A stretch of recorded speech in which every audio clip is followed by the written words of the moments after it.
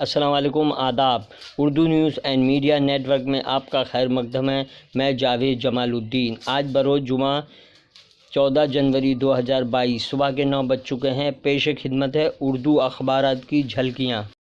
روزنامہ ممبئی اردو نیوز نے شہ سرخی لگائی ہے: یتیرانسنگانند ملعون وسیم تیاگی گرفتار، داؤد کا بھتیجا سہیل کاسکر پاکستان پہنچ گیا، عبداللہ اعظم کل رہا ہو سکتے ہیں۔ ممبئی بینک پر شیوسینا راشٹروادی کا قبضہ، ممبئی پولیس کی منشیات کے خلاف بڑی کارروائی۔ بھیونڈی کا گولڈن ہوٹل سیل، کووڈ قواعد کی خلاف ورزی کی تھی۔ نسل کشی بین الاقوامی قوانین اور دھرم سنسد کا ادھرم، اے رحمان کا مضمون۔ اداریہ: انصاف پسند ہندوستانیوں کو سپریم کورٹ پر بھروسہ۔ روزنامہ اردو ٹائمز ممبئی کی شہ سرخی: مرتد وسیم رضوی دھرم سنسد میں مسلمان خلاف اشتعال انگیزی کرنے پر گرفتار۔ صفحہ اول کی دوسری خبر: مولانا سجاد نعمانی کا اسد الدین اویسی کو لکھا گیا کھلا خط۔ بی جے پی کے تابوت میں آخری کیل گاڑی جائے گی، موریا۔ یوپی کانگریس نے 125 امیدواروں کی فہرست جاری کی۔ 16 سالہ تسنیم میر نے رقم کی تاریخ، دنیا کی نمبر 1 جونیئر بیڈمنٹن کھلاڑی بننے میں کامیاب۔ مسلمانوں کے خلاف اشتعال انگیزی، حکومتی حلقوں میں مجرمہ خاموشی ایک سوالیہ نشان کھڑا کرتی ہے۔ بی جے پی کا کسانوں کے ساتھ مزاحمتی رویہ، بھارتیہ کسان یونین کی خاتون اکائی کی تشکیل۔ احتیاطی اجتماعی کوششوں، کورونا کو ختم کیا جا سکتا ہے۔ آج کل کالم میں فاروق انصاری: جیسی کرنی ویسی بھرنی، اللہ کا یہی نظام ہے۔ مضمون: مسجد کی عظمت و اہمیت اور اس کا مقام و مرتبہ۔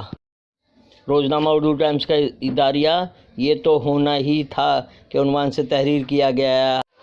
روزنامہ انقلاب ممبئی نے شہ سرخی لگائی ہے: کانگریس کی فہرست جاری، اناؤ کی مظلوم ماں کو بھی ٹکٹ۔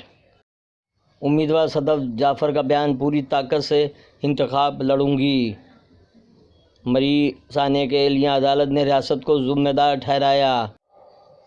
فرانس میں ایک اور مسجد کو بند کرنے کا حکم، یہودی مخالف تقاریر، ممنوعہ تنظیموں کی حمایت کرنے کا الزام۔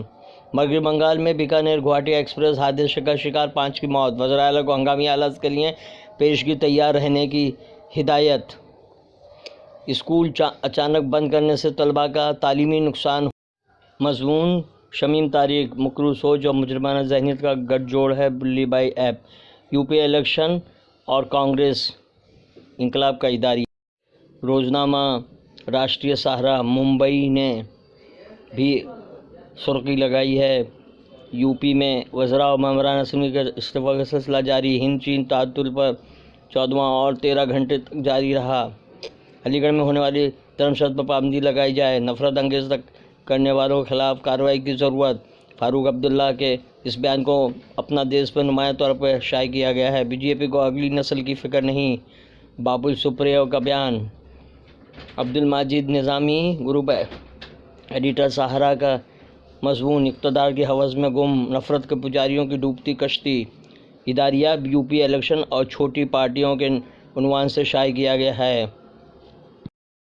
روزنامہ ہندوستان ممبئی نے ہیڈ لائن لگائی ہے: مسلمانوں کے خلاف نفرت انگیز بیانات، سوال پوچھنے پر کیشو پرساد موریا نے بی بی سی کے صحافی کا ماسک کھینچ کر ویڈیو ڈیلیٹ کروا دیا۔